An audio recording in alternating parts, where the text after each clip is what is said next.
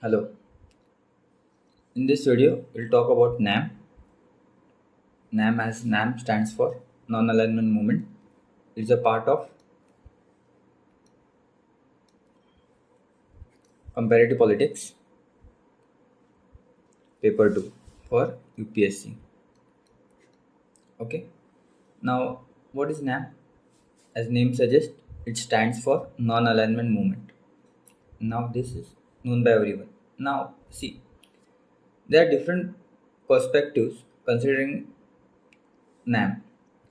For example, some see that Lawrence Luthi is an historian. He sees the NAM as a product of Cold War. So according to him, if there was no Cold War, there could have been no emergence of NAM. But for Indira Gandhi sees NAM as the biggest peace movement, and why she says that you will come to know later. And peace movement in respect to what? To dilute the bipolarity. Everyone knows the NAM has came into existence during the Cold War period, and Cold War has been known for the rivalry between two ideologies. By West, it was seen as Team B of Communist bloc, that is Soviet Union. By West, the NAM is also considered to be isolationism, non-commitment, neutral, and non-involvement in world affairs. But that was not the case, as Nehru says. Non-alignment is not neutrality. Non-alignment is a political concept, whereas a neutrality is a legal concept. So according to Nehru, NAM is positive concept, and NAM will actively take part in the world affairs, and it will stand and cooperate with all the countries. Now, Nehru says that while considering the cooperation, the merit of the issue will be considered. That it will be a merit-based position and considering the national interest of the country. It will not direct it against any ideology, but seeks to promote peace and friendship in the world, irrespective of ideological differences. Now, how do NAM evolve? Now, everyone knows that evolution of non-alignment movement. So, how did it evolve? First is an idea of Nehru. Nehru wanted to build an alliance of Asia and African countries to fight neo imperialism and consequent insecurity arising of it. He made a consequent attempt to make the alliance. In 1947, he called for an Asian Relation Conference in New Delhi, but it didn't go well. Nothing could have been established from that alliance, that meet. After in 1955, with leaders like from the Indonesia, Burma, Sri Lanka, and Pakistan, he convened Afro-Asian Conference at Bandung in Indonesia. But there too nothing substantial could have been established. The final attempt was made in 1961 Belgrade. It marked the formal establishment of NAM, a movement that aimed to provide alternative path for newly independent countries during the Cold War. As everyone know, either during the Cold War, newly independent countries, that is coming out from the colonialism, they have only two options: either to go with the capitalist country, that is follow USA, or second, either go with the Soviet Russia, that is communist bloc. They have either two options, but NAM has given the third option, that is not aligned with anyone. They will stand for their national interest. Now, there were the conditions were led to be the part of NAM. So, what were the conditions that were led in the first condition was to have the independent foreign policy. Okay, independent foreign policy means it should not be influenced by any superpowers. Second, it's opposed to the colonialism in all its forms and its manifestation. Then, it should not be member to any military bloc. Then, it should not sign any bilateral treaty with any of the two superpowers. And last, it should not provide or allow a military base on its territory to the superpower or its allies. Okay. Now, what were the agendas of the NAM? Like, what is functions? What really NAM was for? Like, was really an organization or a movement which was an like third option, or it has really some, or it has really its own goals and function which can make the world a better place. So in the first summit, the focus was on imperialism. The first summit, that was in Belgrade, 1961. The the focus was on imperialism, then world peace, then apartheid, then it was standing against anti-rationalism and anti-colonialism. Okay, and they were supporting the third world countries to get an independence. Then in second Cairo summit in 1964, see, in first decade, that is from 1961 to 1980s, the NAM was really known for anti-colonialism, anti-rationalism, anti-imperialism. These were the main goals of the NAM. As second summit in 1964, it was led by Lal Bahadur Shastri. It emphasized on what? Disarmament. It is pleaded for peaceful settlement of all international disputes, and again it reiterated its position on anti-colonialism and anti-imperialism. After 1980, the stand of NAM has changed from anti-colonialism to more on economic order and economic development of of the respective country. So in Harare Conference 1986, this sought for greater economic cooperation among member countries and also North-South cooperation for faster development of South. As southern countries were what? Southern countries were mostly third world countries. They are underdeveloped and erstwhile colonies. So NAM gave the call for what? North-South cooperation for faster development of South. And in this same summit, there was an attempt to break Western hegemony as by giving the call of new international information and communication order for news disbursement. As earlier, the all that is the media was under control of West. So anything West publishes was considered as a true. So there was an attempt by the NAM to give a call and the new international information through which they can give the correct information to the masses, which will be unbiased. Then in 10th summit held in Jakarta 1992, this was the first assembly after the end of Cold War. Now NAM was really struggling to come with an agenda. Okay, so some of the member countries like Egypt proposed to dissolution of the NAM. They were of the say that NAM has achieved its goal by stopping the Third World War, so it's better to dissolve a NAM.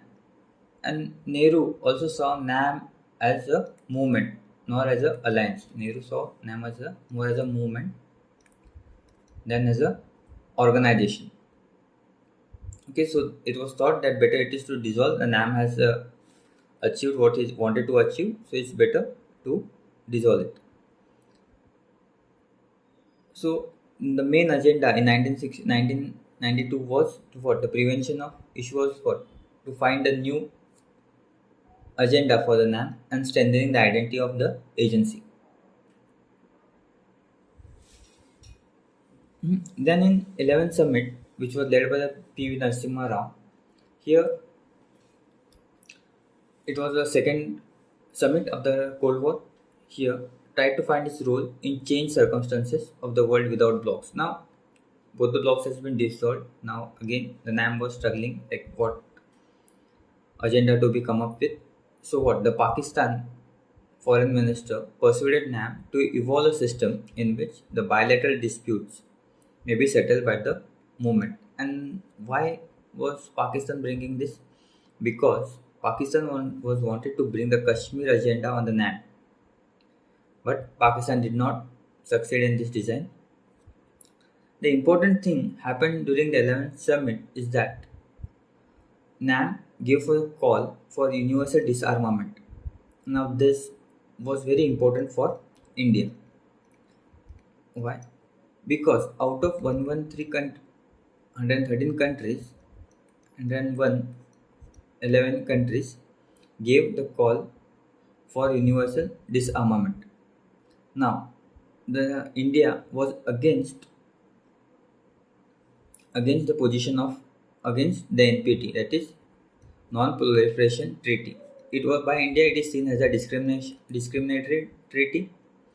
Now, most of the NAM countries were supported India's position, and India thereafter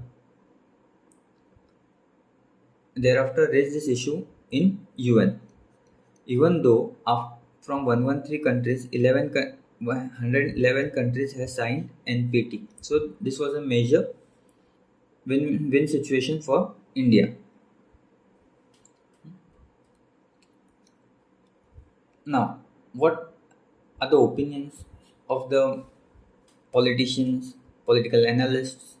For example, C. Rajamohan. C. Rajamohan says that non-alignment was never a coherent concept. Coherent concept means what? It didn't have any idea. It was just floating around. It didn't have any reason for its existence. It only came up because there was a Cold War. If there was no Cold War, there could have been no NAM. He says it reflected the banquet of distinct ideas on post-colonial engagement with the world. Then he says that it did not take long for idea of neutrality to crash against reality. He gave the example that non-alignment movement never was to being a non-aligned, because he says when there was a Sino-India War in 1962, Prime Minister Jawaharlal Nehru went to United States for military assistance. During then Indira Gandhi entered into alliance in Soviet Union in 1972. So he says that NAM was not a really non-alignment movement, but it was as per the convenience of the member countries. Then Aparna Pandey, in her book Chanakya to Modi, says that Nehru aspired to play a leadership role. What? The Nehru wanted to play a leadership role at world arena, and NAM gave a perfect opportunity for that. As India was weak militarily and economically, the group of all third world countries gave a voice and a venue to show his leadership. Then Michael Edwards. Michael Edwards is of the point of view that NAM is defense by friendship. What does this mean? He says that India has no option because India was politically democracy, so it cannot go with the communist bloc. But geopolitically, India was in periphery of communist bloc, so India could not invite aggression by communist bloc joining a. So it better thought to stay non-aligned. Now, T.V. Paul, in his book Restraint in Great Powers, Soft Balancing from Empires to Global Era. Now, T.V. Paul says that NAM has played the role of soft balancing.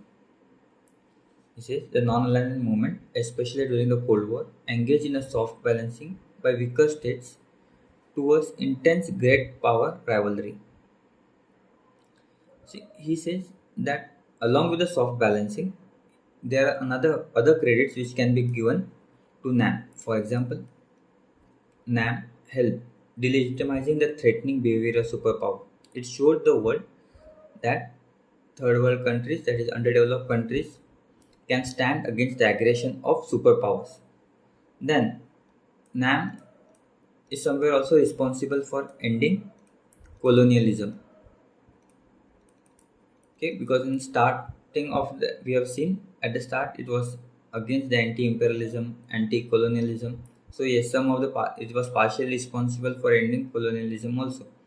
Then NAM also played a great role in creating the like by creating the sustained pressure by using the different organizations like UN. It marks destruction weapons to be taboo, like because of the sustained pressure. They are like every time they were talking about the disarmament, talking about the nuclear weapons and the threat poses by. So nuclear weapons moral later on was started to be seen as a taboo. So it was some of the credit can be given to NAM. Now, at the 19th Non-Alignment Movement Summit, the External Affairs Minister, like erstwhile External Affairs Minister Jaishankar, said that India's role as Vishwamitra, that is Vishwa Mitra, that is global friend, can be achieved through NAM. He says the NAM, he called on NAM countries to address challenges undermining their economic security and asserted that the voice of NAM is here to stay and grow. So from here, from the Jaishankar statement, we can also say that there is a still relevance of NAM. Again, in prime after NAM don't have anything substantial to boast about. Like after 19th summit, there was a long period where there was no summit was held. Then after the Prime Minister Narendra Modi addressed non-alignment movement virtually during COVID-19. So what he says that COVID-19 was the most serious crisis humanity has faced in decades and underlining the need for NAM to help promote global solidarity. He said that NAM has often been the world's moral voice. He says that what NAM has been the world's moral voice. See, most of time there is a dilemma because we are close to USA also. We are not hesitating our relationship with the USA because most of time the political parties and our prime minister has said that USA is a natural ally. On another hand, we also have a good relation with the Russia, and somewhere also we are talking about saying that NAM has a relevance, NAM is a moral voice, and in order to restrain this role, NAM must remain inclusive. So, what are the exact words of the Mr. Narendra Modi? NAM has often been the world's moral voice, and in order to retain this role, NAM must remain inclusive.